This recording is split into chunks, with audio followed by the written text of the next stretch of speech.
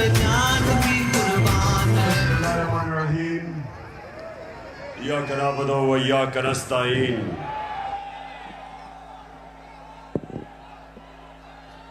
मैं सबसे पहले अपने पिंडी के एमएनएज, मेरे एमपीज, मैं आप सबको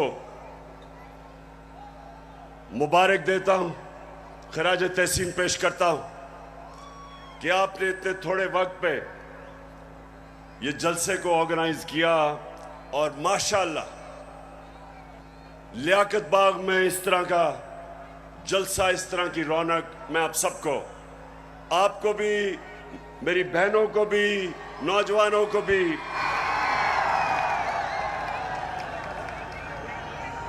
अच्छा, आपने बड़ा संजीदा तरीके से मेरी तकरीर सुननी है, क्योंकि आज मेरे मुल्क में कैंपेन चल रही है और मैं उस कैंपेन के ऊपर भी आऊंगा। उस कैंपेन का एक ही मकसद है कि मेरी कौम को हकीकी तौर पे आजाद ना होने दो। मेरे नौजवानों, खास तौर पे आप, मैं भी बैठा आपको देख रहा था, मुस्तकबिल आपका है।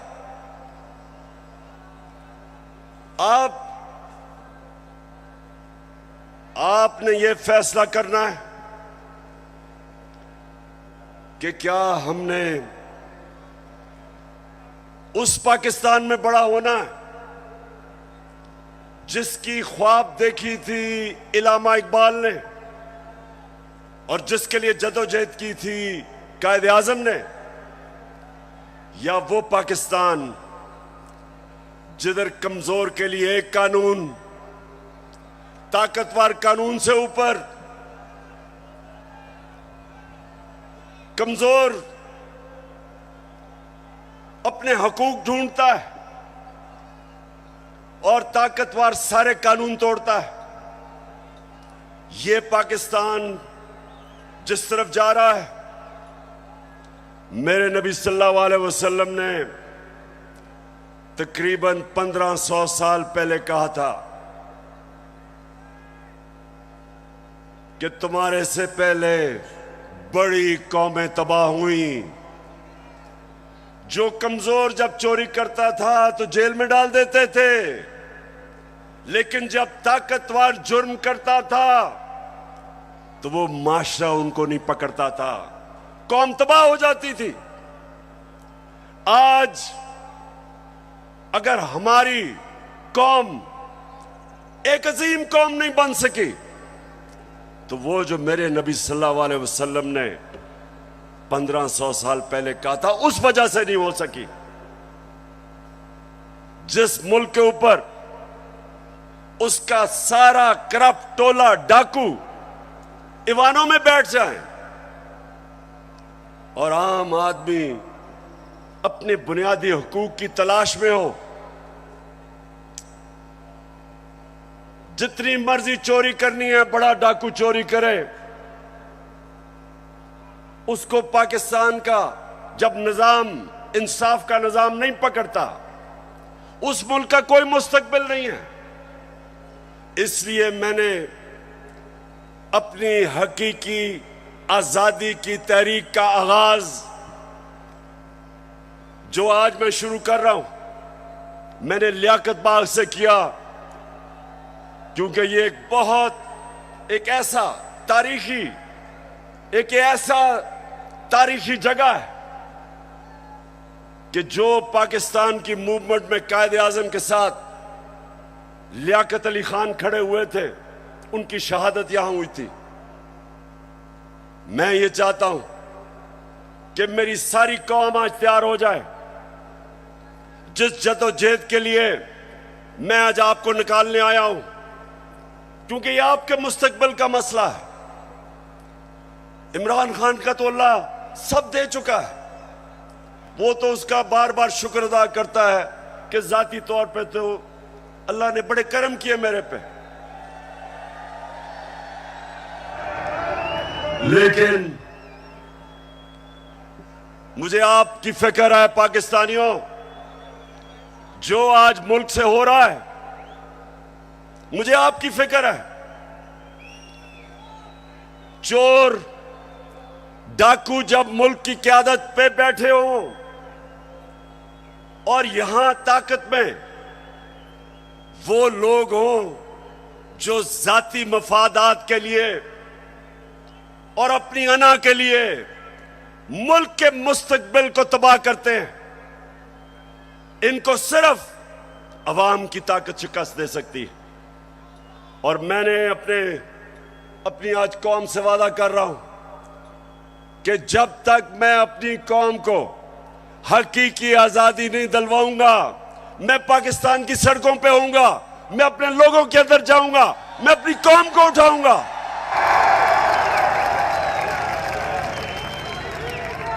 क्यों? नौजवानों सुनो, क्यों इमरान खान को हटाने की जरूरत पड़ी? क्यों बैरूनी साजिश, क्यों बैरूनी साजिश से इमरान खान को हटाया गया?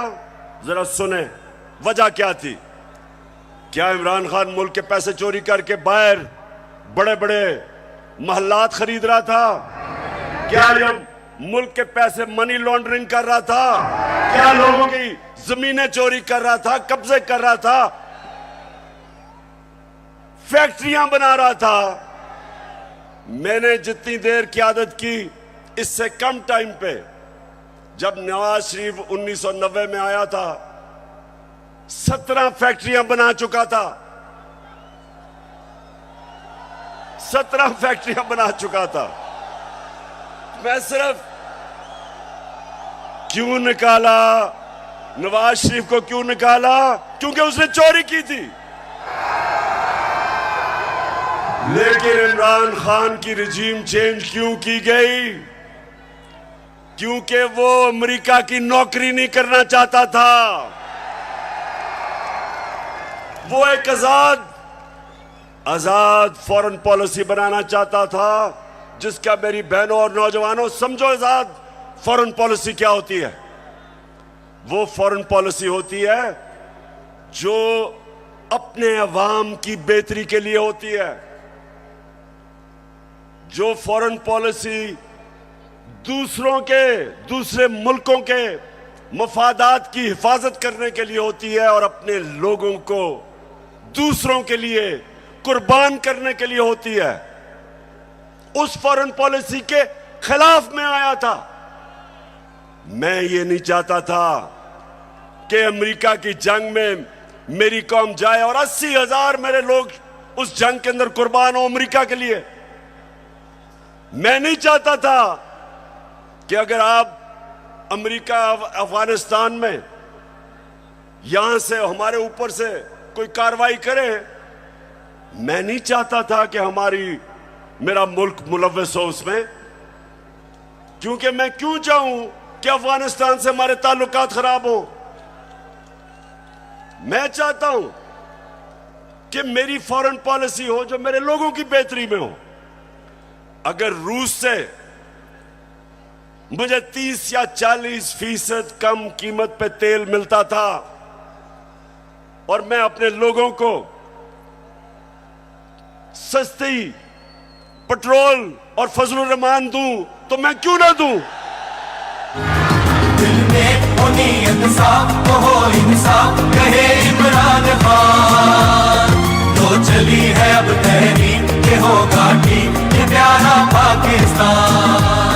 दिल में हो तो मैं अगर हिंदुस्तान अमेरिका का स्ट्रेटेजिक एलाई, वो रूस से तेल खरीद सकता है और अपने लोगों को पेट्रोल और डीजल 25 रुपए लीटर कम दे सकता है, तो मैं क्यों ना दूं? अगर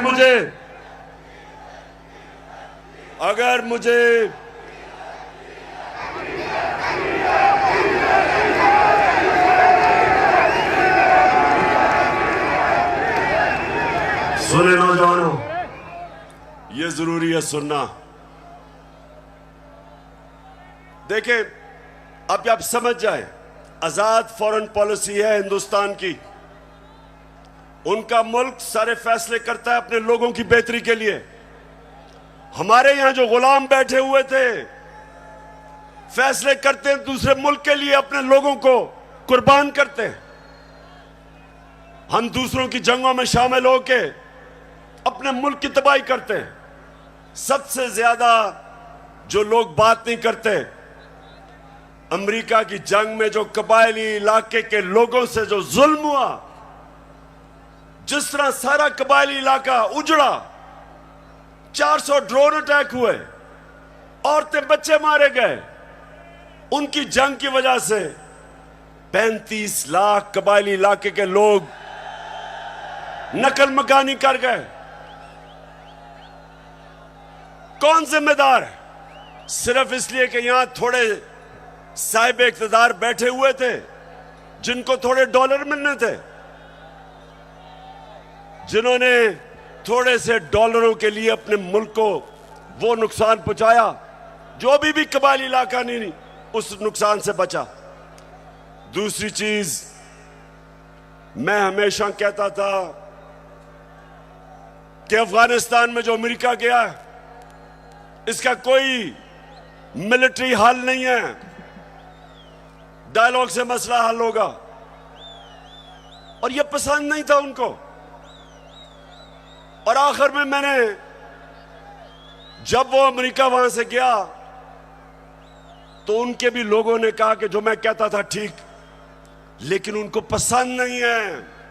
उनको आदत पड़ी हुई थी शहबाज शरीफ जैसे गुलामों की, और नवाज शरीफ जो सदर ओबामा के सामने पर्ची पढ़ के थैंक यू कहता था।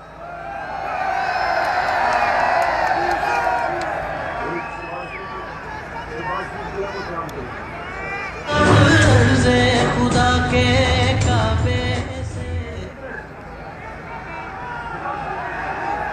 अच्छा सुने, अब ये बड़ा जरूरी है आपने सुनना, क्योंकि मैंने आज आपको खास आगाज करने आया हूं अपनी हकीकी आजादी की तहरीक, और मैं सबको तैयार करने आया हूं। तो सुनने आपने मेरी बात कि पहले तो हटाया क्यों, फिर इनको तकलीफ क्या हुई बाहर वाले मुल्कों को। पहली दफा पाकिस्तान का प्राइम मिनिस्टर OIC की मीटिंग में जाता है, यूनाइटेड नेशंस की जनरल असेंबली में जाता है, और क्या कहता है? कहता है कि मुसलमानों को बड़ी तकलीफ होती है जब हमारे नबी सल्लल्लाहु अलैहि वसल्लम की शान में गुस्ताखी की जाती है। आजादी राय की आड़ लेके सारे फोरम के ऊपर पहली दफा, बल्कि पाकिस्तान के लीडर ही नहीं, दुनिया में भी किसी मुसलमान लीडर ने यह बात नहीं की। और उसकी वजह से मुझे सबसे बड़ा फख्र यह है कि पहली दफा 2 मगरबी लीडर्स, रूस के प्रेसिडेंट पुतिन और कनाडा का जस्टिन ट्रूडो प्राइम मिनिस्टर, दोनों ने स्टेटमेंट दी कि आप आजादी राय की आड़ लेके हमारे नबी सल्लल्लाहु अलैहि वसल्लम की शान में गुस्ताखी नहीं कर सकते। यह कभी पहले नहीं हुआ। और 15 मार्च, जो मुझे सबसे ज्यादा फख्र है, आप अगर मेरे से पूछे ना कि 3.5 साल में किस चीज में सबसे ज्यादा फख्र हुआ, 15 मार्च यूनाइटेड नेशंस ने फैसला किया कि एंटी इस्लामोफोबिक डे बनाया में।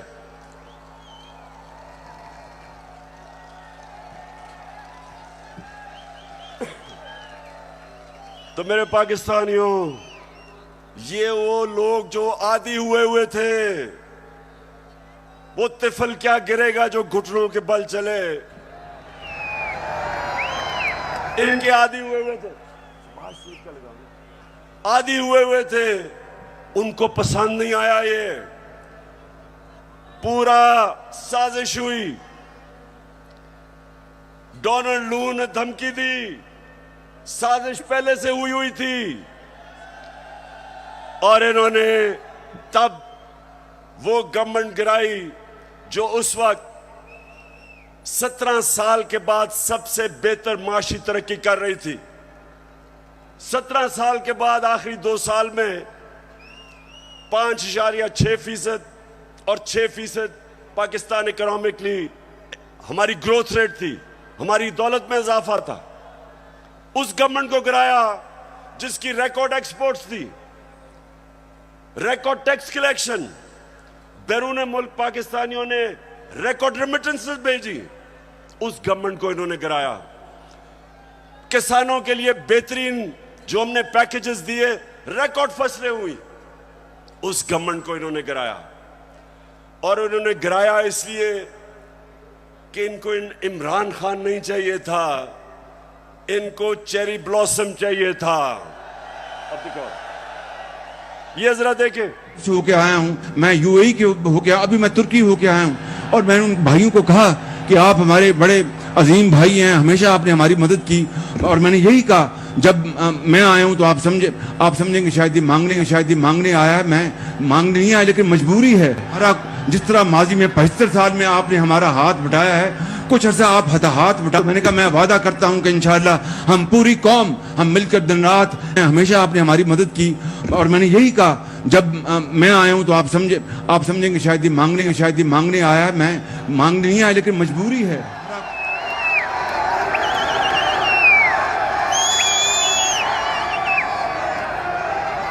तो मेरे नौजवानों, मैं इसलिए आपके पास आया हूं, मैं भी मांगने नहीं आया, मैं आपको तैयार करवाने आया हूं कि अगर इस वक्त मेरी कौम खड़ी नहीं होगी, इस तरह के लोगों की गुलामी करेंगे जो कहता है कि जी हम तो भिखारी हैं, बेगर्स आर नॉट चूजर्स। तो मैं, अब सुने जरा मेरी बात, मैं अगली बात करना चाहता हूं। देखिए, पाकिस्तान में जब ये आए, अब मैं सिर्फ बताना चाहता हूं कि लोगों से हुआ क्या 4 महीने में। मुझे जितने लोगों ने बताया कि जब उनके पास बिजली के बिल आए, कौम के ऊपर गुजरी क्या है, कि किस तरह उनको समझ नहीं आ रही, आम सफेद पोश लोगों को, कि बिजली का बिल दें, बच्चों की फीस दें, खाना दें। बिजली जो हमारे जमाने में 18 रुपए यूनिट था, मैंने 5 रुपए यूनिट सब्सिडी दिलवाई कि कम करो, वो आज 36 रुपए यूनिट है, दुगनी हो चुकी है। आज हमारी इंडस्ट्री जो सबसे तेजी से लार्ज स्केल मैन्युफैक्चरिंग तेजी से जो बढ़ रही थी, दौलत में इजाफा हो रहा था, सारे बर्रे सगीर में सबसे ज्यादा रोजगार पाकिस्तान में था वर्ल्ड बैंक के मुताबिक। तो इन्होंने जो महंगाई की है, बिजली की कीमतें बढ़ाई हैं, पेट्रोल और फजलुर रहमान की जो कीमत बढ़ाई है, उससे आप समझते कि कितना नुकसान हुआ है इंडस्ट्री, हमारी इंडस्ट्री को नुकसान, बेरोजगारी बढ़ रही है। हमारा तो यहां नौजवान आबादी है, अगर हम रोजगार नहीं देंगे ये लोग किधर जाएंगे? कितने लोग मुल्क से बाहर जा सकते हैं? तो ये जो मैं आज आपके पास सिर्फ अब आपको बताऊं कि इन्होंने जो सारे चोरों के टोला ने मिलके कि जी बहुत महंगाई कर दी इमरान खान ने, मैं ये जरा आप सिर्फ थोड़ा आराम से सुने कि इन्होंने किया क्या है। पहले मैं आता हूं ताकि आपको पता है, हमने हमजा कुकड़ी को शिकस्त दी, और आपको पता है उसका मुर्गी का कारोबार है। तो जब हम आए थे मुर्गी का गोश्त केजी जो बिक रहा था, ये हमारे दौर में साल पहले 160 रुपए केजी, आज पहुंच गया 270 रुपए केजी। पेट्रोल एक साल पहले 120 रुपए लीटर, आज पहुंच गया 234 रुपए लीटर। प्याज मैं इसलिए कह रहा हूं क्योंकि आम आदमी प्याज खाता है। साल पहले 44 रुपए, आज 86 रुपए, 86 रुपए केजी एक साल के अंदर। अंडे दर्जन हमारे जमाने में 155 रुपए, आज 211 रुपए। चावल साल पहले 95 रुपए, आज 121 रुपए। दाल माश आम आदमी खाता है, साल पहले 240 रुपए, आज 366 रुपए।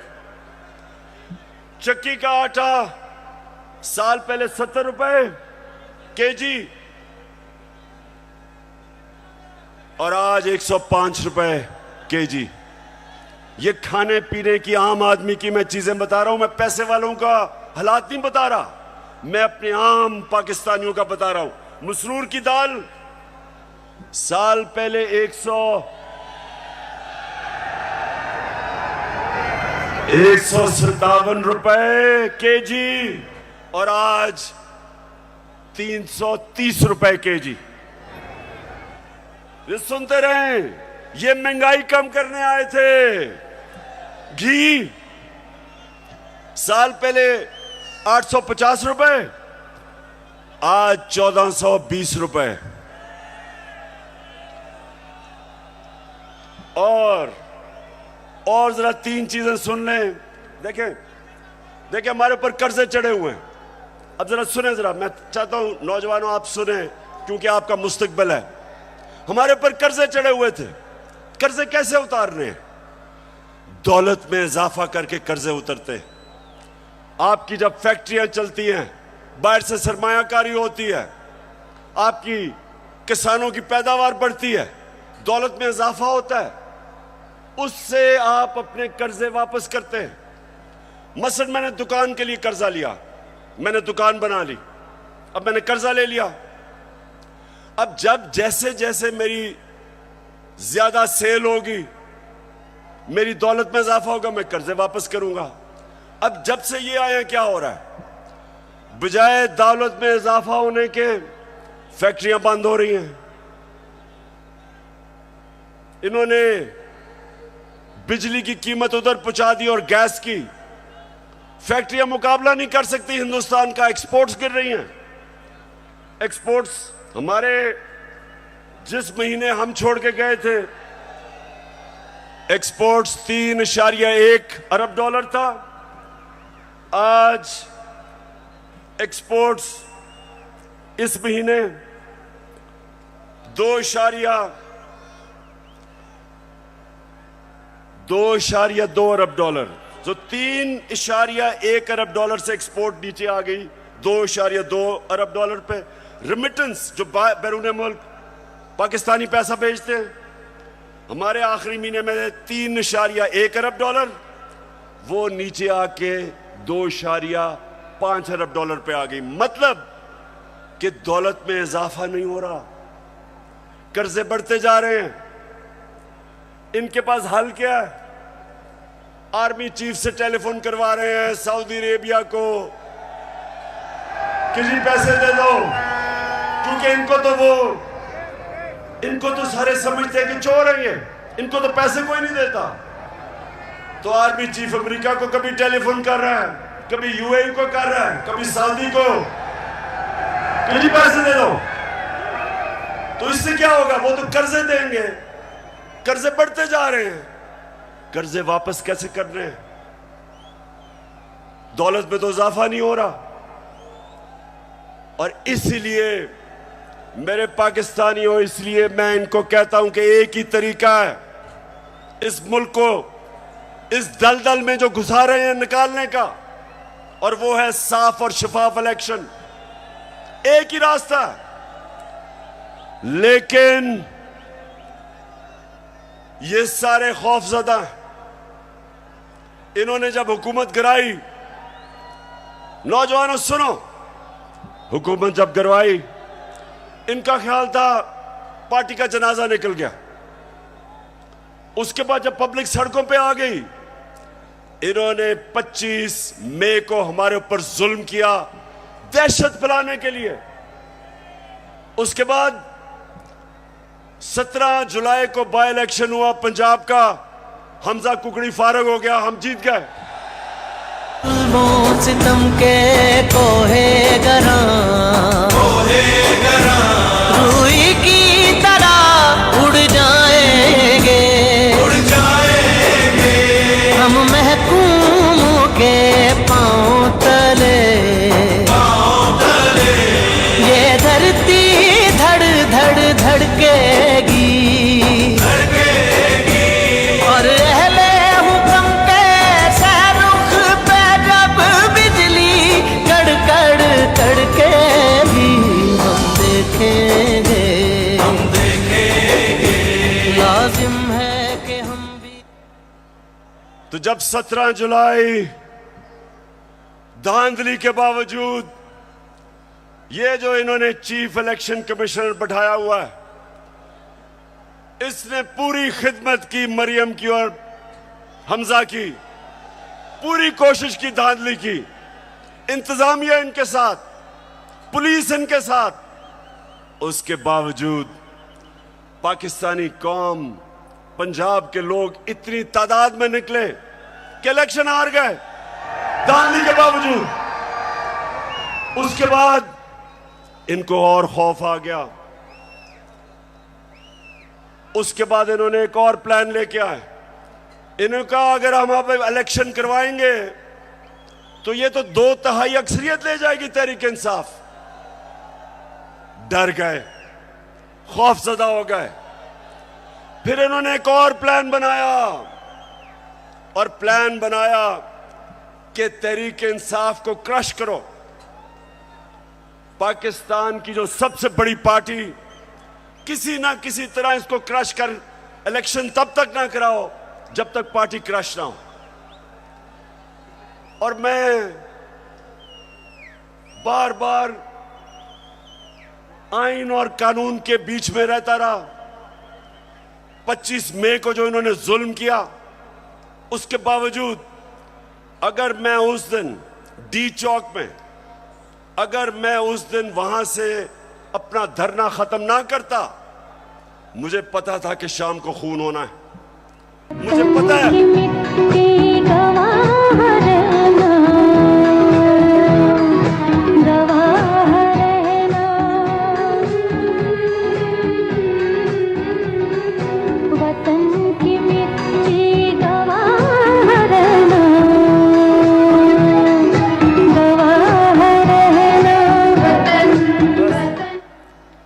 तो मैंने वापस इसलिए 25 मई को मैंने धरना इसलिए खत्म किया कि मैं नहीं चाहता था कि यहां तोड़ फोड़ हो, मैं नहीं चाहता था मुल्क में इंतशार हो, मैं नहीं चाहता था कि मेरे मुल्क को नुकसान हो। और मुझे पता था कि जिस तरह पुलिस ने दहशतगर्दी की और रेंजर्स ने हमारे ऊपर जिस तरह रबर बुलेट चलाई औरतों बच्चों पे, मुझे पता था कि अगले दिन इंतशार होना था। मेरे ऊपर केसेस कर दिए, 16 FIR मेरे पे काट दी। उसके बाद इन्होंने क्या किया, जरा गौर से सुने ताकि मैं आपको अपना अगला लाएअमल बताऊं। इन्होंने किया क्या, इन्होंने उसके बाद फैसला किया कि तहरीक इंसाफ को दबाया जाए। हमारे वर्कर्स के ऊपर FIRs, धमकियां,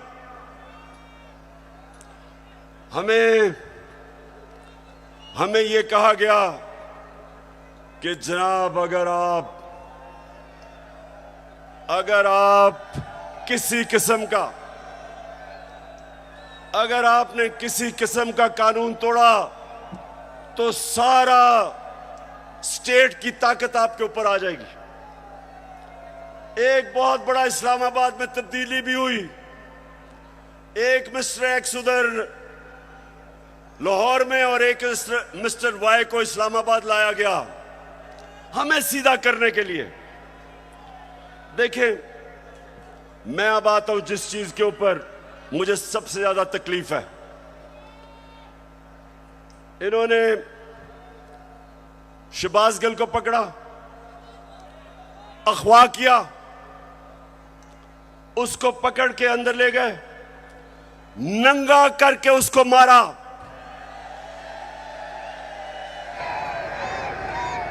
दो तीन दिन तक मुझे तो पता नहीं चला। जब मेरे वकील मिलने गए, उन्होंने मुझे आके बताया कि उन्होंने उसका क्या हशर किया। अब शहबाज गिल, जरा मैं सारे पाकिस्तानियों का तो जरा गौर से मेरी बात सुने। वो एक प्रोफेसर है, वो अमेरिका में कॉलेज में पढ़ाता है। वो अपने मुल्क के लिए आया कि यहां वो भी एक नए पाकिस्तान के लिए जद्दोजहद करेगा। उसका कितना बड़ा जुर्म था, कितना बड़ा जुर्म था कि पहले उसको उठा के उसकी गाड़ी का शीशा तोड़ा, उसको उठा के ले गए। उसके ड्राइवर की बीवी को उठा लिया, 10 महीने की बेटी उसकी, उसको ले गए और उसको नंगा करके इन्होंने उसको मारा, उसकी तस्वीरें बनाई। जब वो ज़हनी तौर पे जब वो डिस्टर्ब हुआ तो उसकी तस्वीरें बनाई। मैं वो लोग जिन्होंने ये किया, मैं उन सारों को आज उनसे मुखातिब हूं कि आप सोचें कि आपसे ये होगा, कभी हुआ तो आपके और आपकी फैमिली के ऊपर क्या गुजरेगी। सोचें, एक इंसान की आप डिग्निटी खत्म कर रहे हैं। उसको जानवर भी इस तरह की हरकतें नहीं करते। अल्लाह कुरान में कहता है कि मैंने इंसान को वो सलाहियत दी है कि फरिश्तों से भी ऊपर बना दिया, लेकिन साथ वो ये भी कहता है कि जब इंसान गिरता है वो जानवरों से भी नीचे चला जाता है। ये जो इन्होंने किया है, ये जानवरों से भी नीचे चले गए हैं। खुदा के काबे से सब बुत उठवाए जाएंगे, हम रहले सफा। फिर झूठ बोला जाता है। सारे डरे हुए होते हैं। सुपरिटेंडेंट सच नहीं बताते कि उसके ऊपर तशद्दुद हुआ, छुपाने की कोशिश की जाती है। और मुझे जो अफसोस हुआ कि मैजिस्ट्रेट ज़ेबा, जब आपके सामने एक आदमी आया और तशद्दुद पुलिस कर चुकी थी उस पर, क्या आपको वापस पुलिस के पास उसको भेजना चाहिए था? आपको तफ्तीश नहीं करनी चाहिए थी? ये आपको इंसाफ का तकाजा था कि जब एक आपको नजर आ रहा था कि वो बिल्कुल टूट चुका था, जो उन्होंने उसे जुल्म किया था, उसके बावजूद वापस भेज दिया पुलिस के पास। और फिर कहते हैं जी किसी को तौहीन हो गई। ये आप जो इतना बड़ा रुतबा है जज का, उससे आप इंसाफ नहीं कर रहे। और जो आईजी और डीआईजी इस्लामाबाद, इनके ऊपर, दोनों के ऊपर केसेस हमने दर्ज करवाए हैं, अब इनके ऊपर एफआईआर कटवाई है। और मैं सारी अपनी कौम को कहता हूं कि ये आजाद मुल्कों में ऐसी चीजें नहीं होती।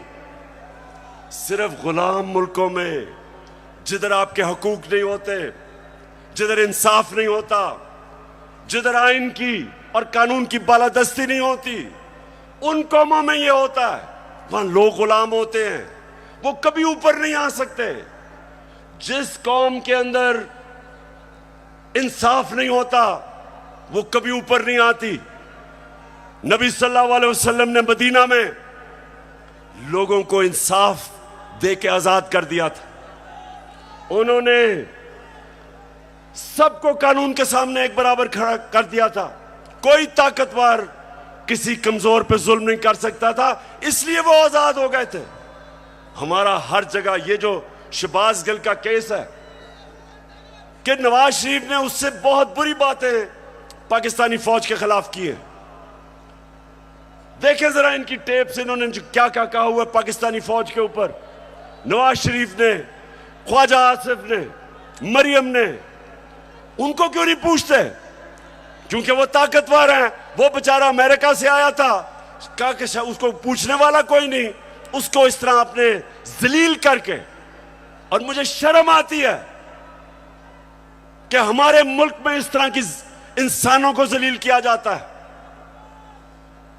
और इंशाअल्लाह इसका हम पूरा कानूनी तौर पे हम पूरा इंसाफ लेके रहेंगे इसके ऊपर। बाजवा साहब, आपने हमारी अच्छी भली चलती हुकूमत को रुखसत करवाया, जजों से जोर जबरदस्ती से फैसले आपने लिखवाए। जनरल बाजवा साहब, आपको 2018 इलेक्शन में अवाम के मैंडेट की चोरी का हिसाब देना है। हाँ, नवाज शरीफ ने ये जरूर किया कि उसने किरदारों और इदारों के दरमियान एक वाज़ेह लकीर खींच दी है। एक या दो अफराद इदारा नहीं हुआ करते, एक या दो अफराद इदारों की बदनामी का बायस बना करते हैं।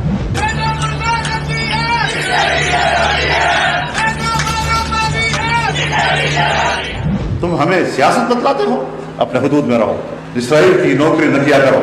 इसराइल के वजीफों पर पलने वाले जर्नलों, अपने हुदूद में रहो।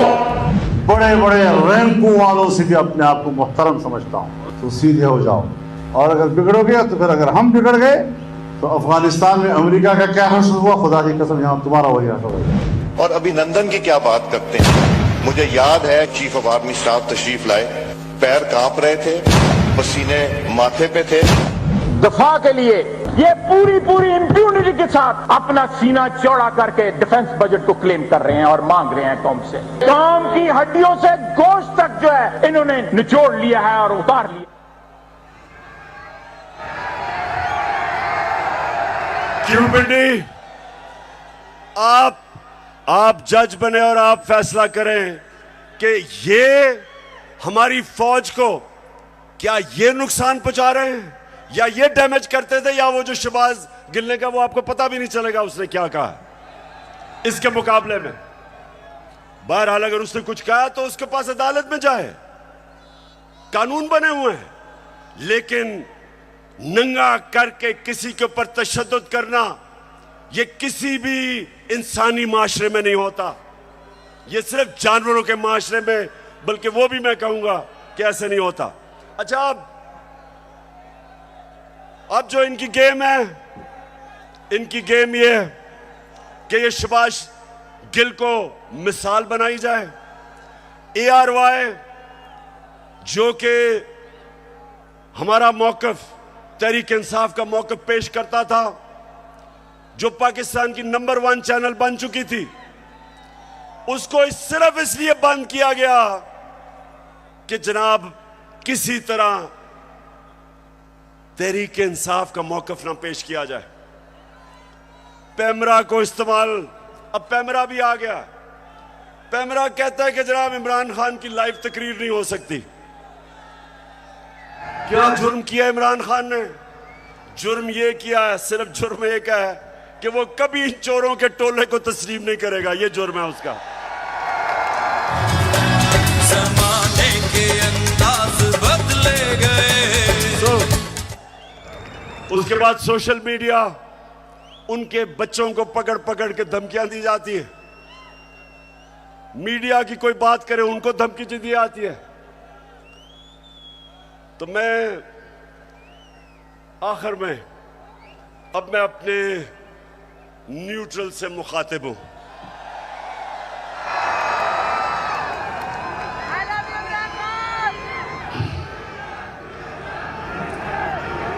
मैं सबसे पहले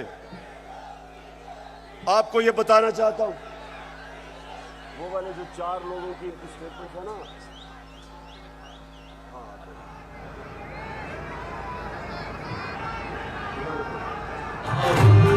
एक मिनट अभी नहीं। अब जरा सुने गौर से, क्योंकि मैं अपने न्यूट्रल से मुखातिब हूं। मैं अब जरा उनको बताना चाहता हूं हमारे से हुआ क्या। जब 25 मई को हमारे ऊपर पुलिस ने तशद्दुद किया, तो पुलिस के अंदर से मुझे बताया गया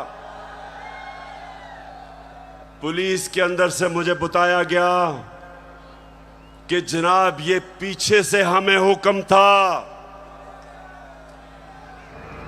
यानी कि न्यूट्रल्स का प्रेशर था कि इनको फेंटा लगाओ। जरा सुनते जाए, मैं इस मुल्क के अंदर मेरा जीना मरना है। मैं कोई बाहर नहीं भागूंगा, मेरी कोई बाहर जगह नहीं है, मेरा जीना मरना यहां है।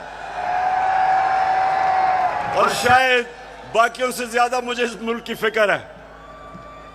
तो मुझे यह कहा गया कि ना जनाब हमारे पीछे से प्रेशर है। फिर ये जो चीफ इलेक्शन कमीशन हर फैसला हमारे खिलाफ दे रहा है, पूरा ये जो मुझे डिस्क्वालीफाई करने की कोशिश है, अंदर से पैगाम आता है कि जी मैं तो वो तो कुछ नहीं कर रहा, पीछे से प्रेशर है बूट का।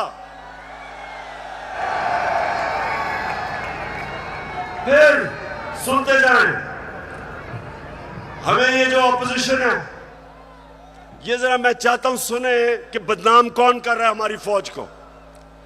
ये अभी ये जो पुलिस वाला जो हुआ शहबाज गिल से, हमने पुलिस से पूछा तुमने तशद्दुद, हमें तो पता ही नहीं जी, पीछे से हुआ है कुछ, वो भी आपकी तरफ कह रहे हैं।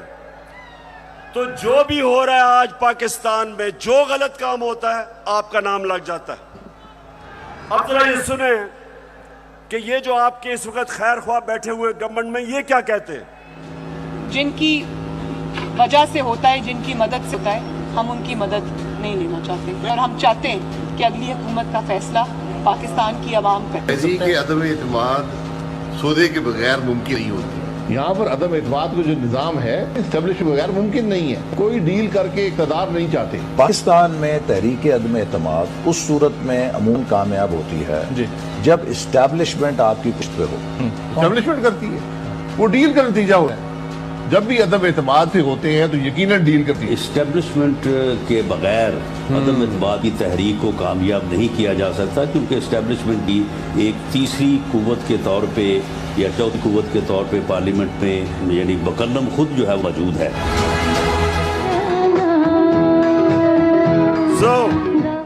सो मैं ये सवाल पूछता हूं, कौन किसको बदनाम कर रहा है। और उसके बाद जरा सुनते रहे, हमें पैगाम आता है, मेरे घर से कोई मिलने आता है, उसको टेलीफोन आ जाता है एजेंसी से जी कि जी आप क्या करने गए थे। मेरे घर में लोग मिलने आ रहे हैं, पुलिस खड़ी है नीचे, उनके जूते उतार रही है। ये पुलिस नहीं कर रही, पुलिस हमें खुद बताती है कि पीछे से न्यूट्रल्स का हुक्म है हमें। तो मैं आज पूछता हूं कि क्या आप न्यूट्रल हैं या नहीं हैं, बताएं हमें। और अगर नहीं है तो क्यों इस मुल्क को इतना नुकसान पहुंचा रहे हैं। अगर इन लोगों के साथ आपने खड़ा होना है, तो क्या आपका ख्याल है कि जो कौम 30 साल से इनको चोर समझती है, वो क्योंकि आज आप इनके साथ खड़े हैं, वो इनको पाक कर देगी, वो मान जाएगी कि ये नहीं, चोर नहीं है। आपको भी नुकसान पहुंच रहा है। मैं आज इसलिए कह रहा हूं सब कुछ कि मुझे पता है प्लान क्या बना हुआ है। जो मिस्टर वाई आया, मुझे पता है वो क्या प्लान बना के आया है कि मीडिया को दबाओ, आवाज बंद करो, इनको डराओ धमकाओ, शहबाज गिल को मिसाल बनाओ, इमरान खान को जेल में डाल दो। इमरान खान को जेल से कोई फर्क नहीं पड़ेगा। जो करना करो, जो करना करो। मैं अपनी कौम के सामने सारी कौम को इकट्ठा करूंगा, और अगर ये जो डिस्क्वालीफाई कर रहे हैं जी, फंडिंग केस या फलाना केस, जो भी आप करेंगे आप अपनी कौम को नुकसान पहुंचाएंगे। क्यों? क्योंकि सबसे बड़ी पाकिस्तान में इस वक्त नेशनल लेवल पे फेडरल पार्टी तहरीक एक ही है, तहरीक इंसाफ। सारे पाकिस्तान में है, सारे सूबों में है। ये मुल्क को इकट्ठा रख सकती है। कभी फौज अकेला मुल्क को इकट्ठा नहीं रख सकती, नहीं तो ईस्ट पाकिस्तान को इकट्ठा रख सकते। पॉलिटिकल पार्टी जो सारे मुल्क में इंसानों को इकट्ठा करती है, वो मुल्क को मजबूत रखती है। उस पार्टी को कमजोर करने का मतलब पाकिस्तान को कमजोर करना है। और अगर आप इसी पार्टी को दीवार से लगा देंगे, जो आप इस वक्त प्लान बना हुआ है, मैं आपको यकीन दिला रहा हूं कि यहां श्रीलंका वाला हाल होने वाला है। अभी तो हम आइन और कानून के बीच में चल रहे हैं, लेकिन जब एक पॉलिटिकल पार्टी हट जाएगी रास्ते से, तो जो हालात है पाकिस्तान में, कौन रोकेगा पब्लिक को?